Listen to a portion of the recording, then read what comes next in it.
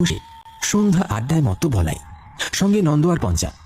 গ্রামের ছোকরা থেকে শুরু করে বয়স্করাও এইখানে এসে সন্ধ্যার পর খানিকটা সময় কাটিয়ে যায়। গ্রামের অনেকেরই জীবন চলে কানা নদী থেকে মাছ ধরে, আর রাতের দিকে নদীতে ভালো মাছ পাওয়া যায়। আর সেই জন্যই অনেকে ভাগ্য ফেরাতে ছুটে যায় নদীর এদিক ওদিক। কিরে পঞ্চা, আজকে আবার কোথায় যাবি মাছ ধরতে? আজকে ওই পোড়াঘাটের দিকে যাব। শুনেছি রাতের বেলা ওইদিকে নাকি প্রচুর মাছ পাওয়া যায়। বলিস কি রে, এই রাতের বেলা ওইদিকে যাবি? তোর কি প্রাণের মায়াটা নেই নাকি? জানিস না রাতের বেলা ওই জায়গাটা কত ভয়ঙ্কর হয়ে ওঠে? সবই শুনেছি, কিন্তু ওসব ধাপ্পাবাজি। এর আগেও তো আমি অনেকবার গেছি, আরে এমনিতেও তো অনেকেই যায়। হ্যাঁ, তা অনেকে যায়, কিন্তু একটু সাবধানে থাকবি। একা যাচ্ছিস নাকি? না না, পচা যাবে আমার সাথে। পচা জানে তুই আজকে ওইদিকে মাছ ধরতে যাবি? ও যা ভীতু ছেলে, ওকে বললে ও আর যাবে না, তাই না বলেই নিয়ে যাব। পঞ্চার চোখে এক রোখা জেদ, আর বলাইয়ের চোখে দুশ্চিন্তা। তারা জানে না এই রাতে তাদের জন্য কি অপেক্ষা করে আছে। পোড়া ঘাটের রহস্যময় আহ্বান পঞ্চাকে টেনে নিয়ে চলেছে এক অজানা পরিণতির দিকে।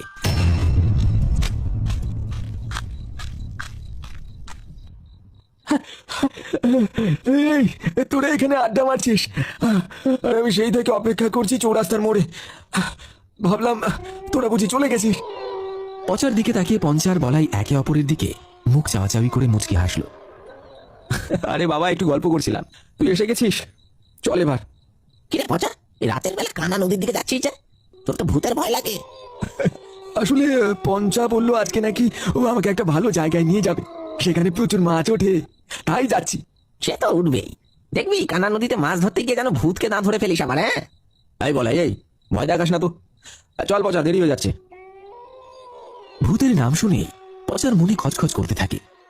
মনোহর দাদুর মুখে অসংখ্য ভয়ঙ্কর গল্প শুনেছে সে, কিন্তু পচার উপর তার ভরসা আছে। পঞ্চা এসব বিশ্বাস করে না, আর সে সাহসী ছেলে। দুজন মিলে হাঁটতে শুরু করে কানা নদীর দিকে।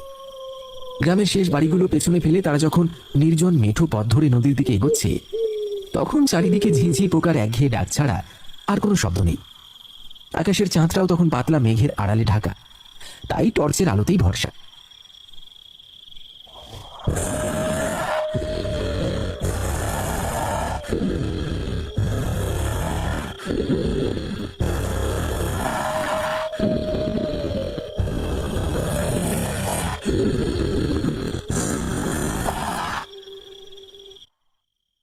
পঞ্চা, তুই কি কখনো ডুবুডাঙ্গার পোড়াঘাটের নাম শুনেছিস?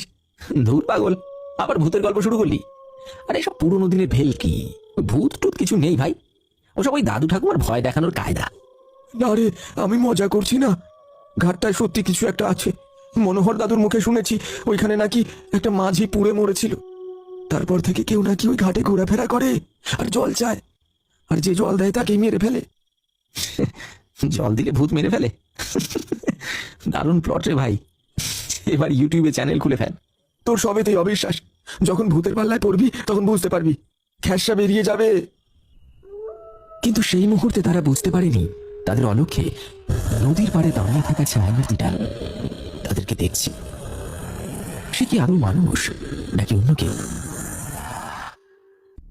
ডুবুডাঙ্গা 24 পরগনার হারিয়ে যাওয়া একটা গ্রাম, যেখানে একটা পুরনো নদী ছিল, কানা নদী। বহুদিন আগে শুকিয়ে গেছে, কিন্তু একটা ঘাট এখনো আছে, যেটাকে বলে পোড়া ঘাট। বলা হয় এই ঘাটে একসময় একজন মাঝি পুড়ে মারা যায়, আর সেই থেকে ওই জায়গাটা নাকি অশুভ হয়ে গেছে। শোনা যায় তার মৃত্যুর পর থেকে তার আত্মা এখনো সেই নদীর আশেপাশে ঘোরাফেরা করে।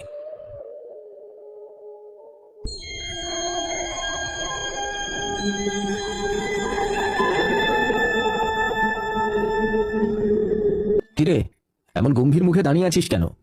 তোকে দেখে তো মনে হচ্ছে কিছু একটা টের পেয়েছিস।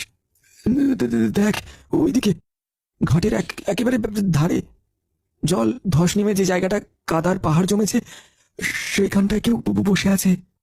কোথায় রে? আমি তো কিছুই দেখতে পাচ্ছি না। কুয়াশার ভেতর বসে আছে, মুখ দেখা যাচ্ছে না, কিন্তু একটা কালো কম্বল গায়ে ঢাকা, একদম নড়ছে না রে, যেন পাথরের মূর্তি। আমি বলছি পঞ্চা, ওটা ওটা মানুষ না, বসে থাকার ভঙ্গি দেখ, মনে হচ্ছে না ওটা কোনো মানুষ। তুই আবার শুরু করলি, হয়তো কোনো জেলে হবে, কুয়াশা এমনিতেই সবকিছু অদ্ভুত লাগে।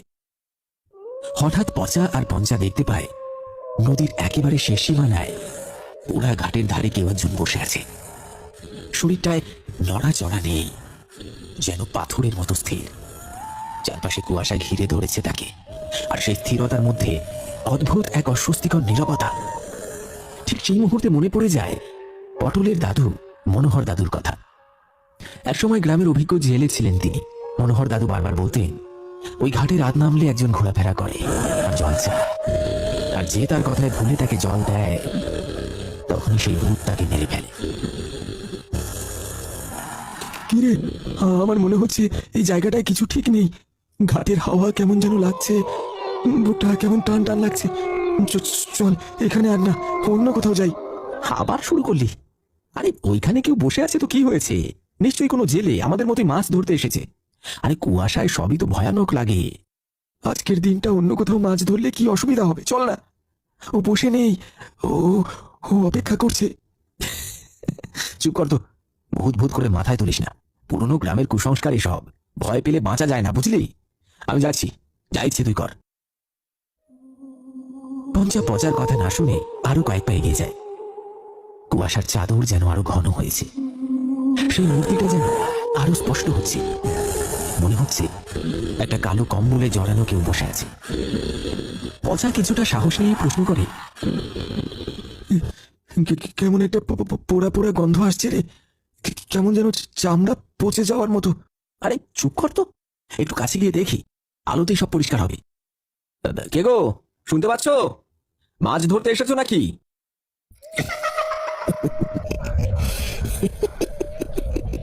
কয়েক মুহূর্ত সব চুপচাপ। তারপর হঠাৎ একটা কণ্ঠস্বর ভেসে এলো, জল, একটু জল দাও। কথাটা শোনা মাত্রই পঞ্চা এক ঝটকায় কিছুটা পেছনে সরে এলো। তার মুখে আতঙ্ক জমা হয়েছে। না না না না, ওটা মানুষ না। মনোহর দাদু বলেছিল ও জল চায়, হ্যাঁ, তারপর তারপর তাকে মেরে ফেলে। ওর কণ্ঠটা শুনলি? কেমন যেন চেনা, কেমন করুন। মনে হচ্ছে যেন সত্যি ওর খুব তেষ্টা পেয়েছে। আরে পাগল হয়েছিস নাকি? দেখ, বাতাস ভারী হয়ে গেছে, গাছগুলো কাঁপছে। এমন কখনো হয় না। ওটা জল খাবে না রে, তোর প্রাণ খাবে। আমি আমি শুধু একটু জল দেব, ওর এত কষ্ট আমি দেখতে পারছি না। না পঞ্চা, দেখো, ওটা ওটা মানুষ না রে। ইতিমধ্যে পঞ্চা সেই ছায়া মূর্তির হাতে বশ হয়ে গেছে। হঠাৎ একটা বিকট পোড়া গন্ধ ছড়িয়ে পড়েছে চারপাশে। পঞ্চা জলের বোতল দিতে যাবে, ঠিক তখনই সেই ছায়া মূর্তির মুখ থেকে সরে গেল কালো কাপড়। ধীরে ধীরে কম্বলের ফাঁক থেকে বেরিয়ে এলো একটা গলে যাওয়া মুখ। চোখ কোটরের ভেতর ঢুকে গেছে, দাঁতগুলো দড়ি বাঁধা মতো বেরিয়ে আছে, আর চামড়াগুলো পুড়ে গিয়ে কালচে হয়ে গেছে।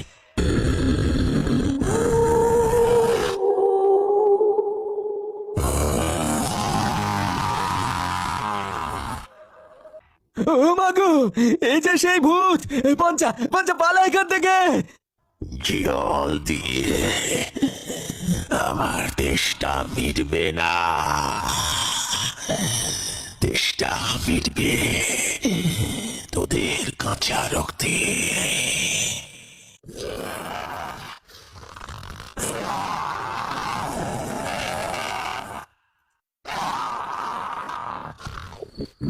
পঞ্চা তখনও এই ছায়া মূর্তির কাছে হতভম্বের মতো দাঁড়িয়ে আছে।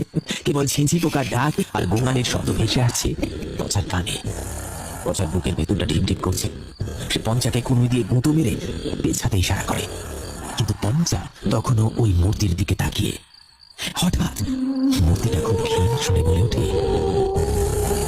মনে পড়ছে না মনোহর দাদুর কথা, যে জল দেয় আমি তাকেই মেরে ফেলি। পচা মরিয়া হয়ে এক হাত চেপে ধরে পঞ্চা। সেই ছায়ামূর্তি আরো শক্ত করে আঁকড়ে ধরে। পঞ্চার শরীর কাঁপন দিয়ে ওঠে। সে বুঝতে পারে তার শরীরের শক্তি যেন শুষে নিচ্ছে কেউ। তার চোখ বিস্ফারিত হয়, আর সে চিৎকার করার চেষ্টা করেও কোনো শব্দ করতে পারে না।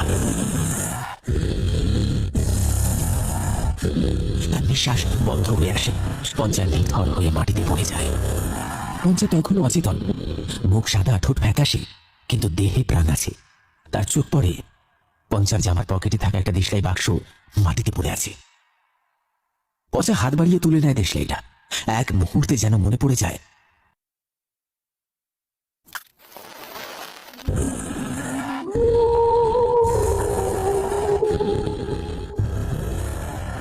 একদিন এই আগুনে পুড়ে তুই মরেছিলিস, এখনো তোর মুক্তি হয়নি। আজ তোকে আবার পুড়িয়ে মারবো। মরিয়া হয়ে একটা কাঠি জ্বালিয়ে সে জ্বলন্ত দেশলাই কাঠিটা সে পিশাচের দিকে ছুঁড়ে দিল। আগুনের শিখা স্পর্শ করতে কাঠি এক অবিশ্বাস্য ঘটনা ঘটল। শুকনো হাড়গুলো যেন জল জল করে জ্বলে উঠল এক তীব্র লালচে আভায়। পচা দেখতে পেল সেই পিশাচের পোড়া কঙ্কাল দ্রুত দাউ দাউ করে পড়তে শুরু করেছে। বিকট এক আর্তনাদ করে মূর্তিটা ছাই হয়ে মাটিতে মিশে গেল।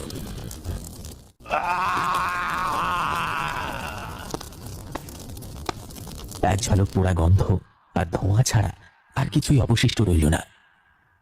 পচা পঞ্চাকে নিয়ে তার কুঁড়ের ঘরে ফেরে পঞ্চাকে চাদর দিয়ে জড়িয়ে দেয়। তারপর 1 ঘন্টা পরে পঞ্চা ধীরে ধীরে চোখ মেলে। আমি আমি কোথায়? তুই এখন বাড়িতে। অনেক কষ্টে তোকে বাঁচিয়ে ঘরে নিয়ে এসেছি। ভূত বলে কিছু হয় না। বেশ তো খেসা করেছিলিস, আর যাবি। আমার আমার ভুল হয়ে গেছে পচা, আমায় ক্ষমা করে দে। গ্রামের মানুষজন খোঁজ নিতে আসে। পচা সবকিছু খুলে বলে। অনেকে বিশ্বাস করে, অনেকে হেসে উড়িয়ে দেয়। তবে সেই রাতের পর থেকে গ্রামে আর কেউ রাতের বেলা সেই অভিশপ্ত ঘাটের ধারের কাছে যায় না। অশুভ শক্তি হয়তো আর তাদের পিছু নেয়নি, কিন্তু সেই রাতের স্মৃতি পঞ্চা আর পচাকে আজীবন তাড়া করে বেড়াবে। আর কানা নদীর শুকনো বুকে আজও যেন এক চাপা দীর্ঘশ্বাস শোনা যায়, যা বলে দেয় প্রকৃতির প্রতিটি অলৌকিক ঘটনার পেছনে লুকিয়ে থাকে এক অজানা সত্য।